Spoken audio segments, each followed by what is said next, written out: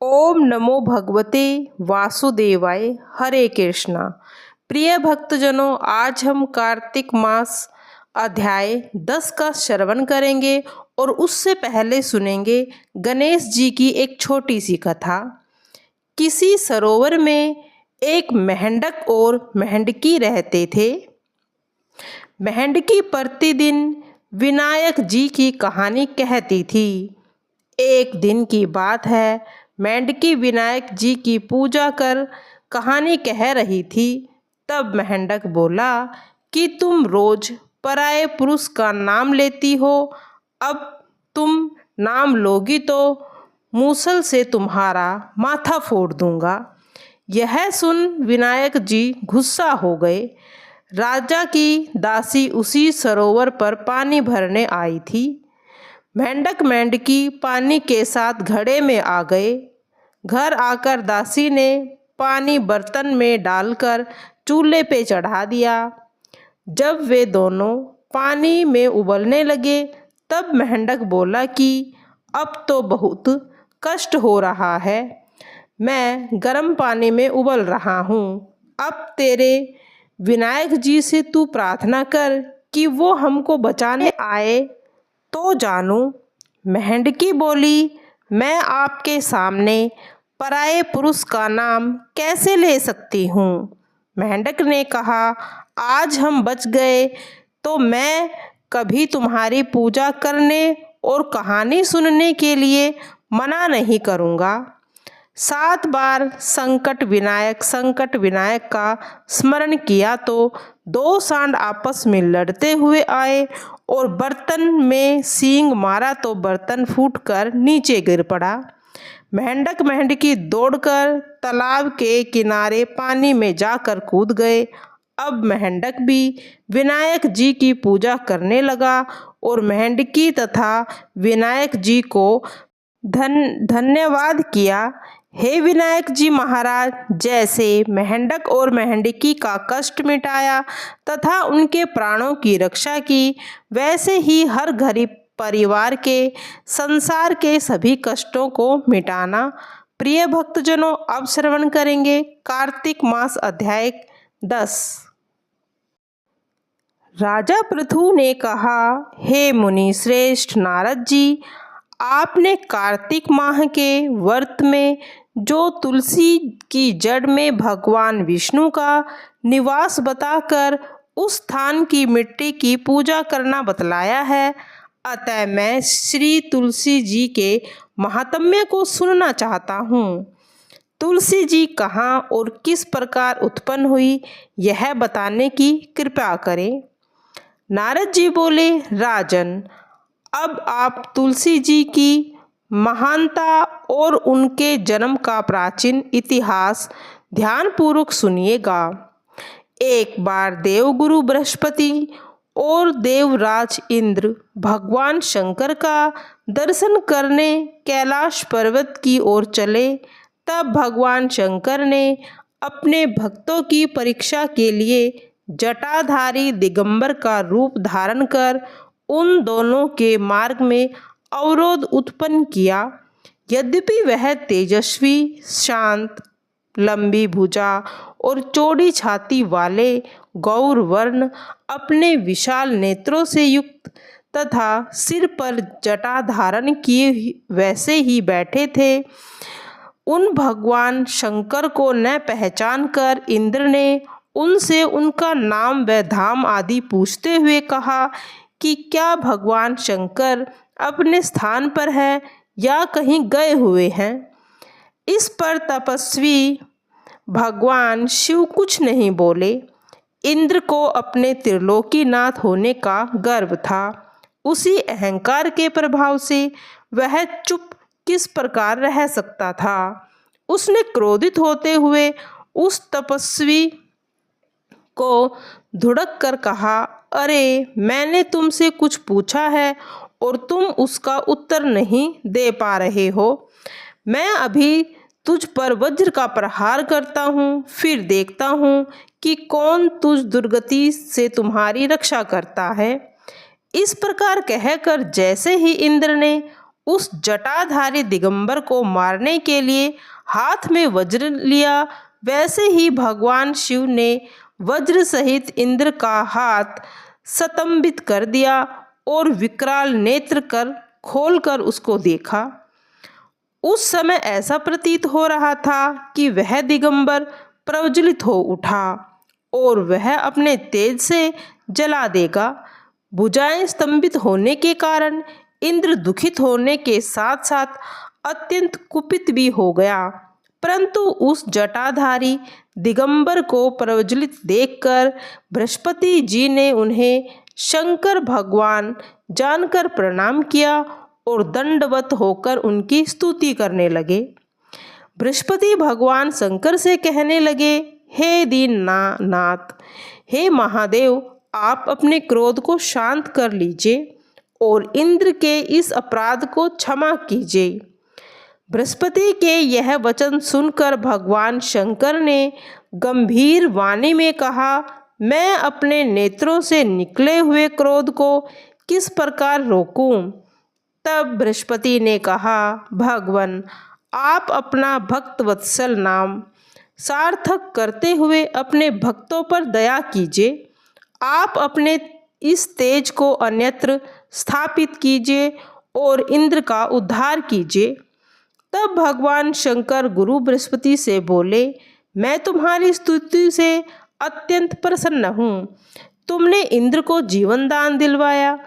मुझे विश्वास है कि मेरे नेत्रों की अग्नि अब इंद्र को पीड़ित नहीं करेगी।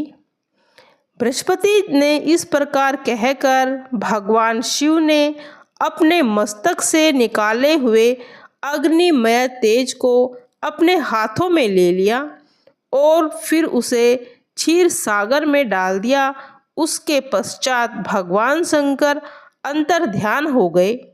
इस प्रकार जिसका जो जानने की कामना थी, उसे जानकर इंद्र तथा बृहस्पति अपने अपने स्थान को चले गए। राजा पृथु बोले, हे ऋषि श्रेष्ठ नारद जी, आपको प्रणाम है।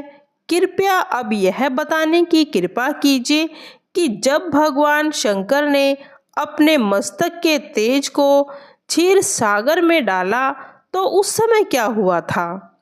नारद जी बोले, हे राजन, जब भगवान शंकर ने अपना वह तेज क्षीर सागर में डाला था तो उस समय वह शीघ्र ही बालक होकर सागर के संगम पर बैठकर संसार को भय देने वाला रुदन करने लगा। उसके रुदन से संपूर्ण जगत व्याकुल हो उठा। लोकपाल भी व्याकुल हो गए थे। चर अचर चलायमान हो गया। शंकर सुवन के रुदन से संपूर्ण ब्रह्मांड व्याकुल हो गया। यह देखकर सभी देवता और ऋषि मुनि व्याकुल होकर ब्रह्मा जी की शरण में गए और उन्हें प्रणाम करके उनकी स्तुति करने लगे। उन सभी ने ब्रह्मा जी से कहा, हे पितामह, यह तो बहुत ही विकट परिस्थिति उत्पन्न हो गई है। हे महायोगिने, इसको नष्ट कीजिए। देवताओं के मुख से इस प्रकार सुनकर ब्रह्मा जी सत्यलोक से उतरकर उस बालक को देखने के लिए सागर तट पर गए। सागर ने ब्रह्मा जी को आता देखकर उन्हें प्रणाम किया और बालक को उठाकर उनकी गोद में दे दिया। आश्चर्यचकित हुए ब्रह्मा जी ने पूछा, हे सागर, यह किसका बालक है? शीघ्रता पूर्वक बताओ। सागर विनम्रता पूर्वक बोला, प्रभु, यह तो मुझे ज्ञात नहीं, परंतु मैं इतना अवश्य जानता हूँ कि यह गंगा सागर के संगम के तट पर प्रकट हुआ है। इसीलिए हे जगत गुरु, आप इस बालक का जात कर्म आदि संस्कार करके इसका जातक फल बनाइए। नारद जी राजा पृथु से बोले, सागर ब्रह्मा जी के गले में हाथ डालकर बार बार उनका आकर्षण कर रहा था। फिर तो उसने ब्रह्मा जी का गला इतनी जोर से पकड़ा कि उससे पीड़ित होकर ब्रह्मा जी की आंखों से अश्रु टपकने लगे। ब्रह्मा जी ने अपने दोनों हाथों का जोर लगाकर किसी प्रकार सागर से अपना गला छुड़वाया और सागर से कहा, हे सागर सुनो, मैं तुम्हारे इस पुत्र का जातक फल कहता हूँ। मेरे नेत्रों से जो यह जल निकला है, इसका कारण इसका नाम जलंधर होगा। उत्पन्न होते ही यह तरुणावस्था को प्राप्त हो गया, इसीलिए यह सब शास्त्रों का पारगामी, महापराक्रमी, महावीर, बलशाली, महायोद्धा और रण में विजय प्राप्त करने वाला होगा। यह बालक सभी दैत्यों का अधिपति होगा। यह किसी भी पराजित न होने वाला तथा भगवान विष्णु को भी जीतने वाला होगा। भगवान शंकर को छोड़कर यह सबसे अवध्य होगा। जहाँ से इसकी उत्पत्ति हुई है, यह वहीं जाएगा। इसकी पत्नी बड़ी पतिव्रता, सौभाग्यशालिनी, सर्वांग सुंदरी, परम मनोहर, मधुर वाणी बोलने वाली तथा शीतलवान होगी। सागर के से इस प्रकार के शब्द कहकर ब्रह्मा जी ने शुक्राचार्य को बुलाया और इनके हाथों से बालक का राज्याभिषेक कराकर स्वयं अंतर्ध्यान हो गए। बालक को देखकर सागर की प्रसन्नता की सीमा न रही। वह हर्षित मन से घर आ गया। फिर सागर में उस बालक का लालन पालन, उसे पुष्ट किया। फिर कालनेमी नामक असुर को बुलाकर वृंदा नाम की कन्या से विधि पूर्वक उनका विवाह करा दिया था। उस विवाह में बड़ा ही उत्सव हुआ। श्री शुक्राचार्य के प्रभाव से पत्नी सहित जलंधर दैत्यों का राजा बन गया था। आज कार्तिक मास का 10वां अध्याय समाप्त होता है। भक्तजनों, अब सुनेंगे तुलसी माता का एक पूजन का मंत्र। तुलसी महालक्ष्मी विद्या विद्या यशस्वनी, धर्मया धर्मनाना देवी, देवी देव मन है प्रिया। लभते सुतराम भक्ति अंते, विष्णु पदम लभते। तुलसी भूर्म महालक्ष्मी, पद्मनि श्री हरि प्रिया। श्री मत पंकज अविष्टरो, हरि हरो वाहो। वायु महेंद्रो अनल चंद्रो, भास्कर विपल पाल वरुण। प्रताधिपादि ग्रहा, प्रदम्यो नरकुबरो सुरगंज चिंतामणि।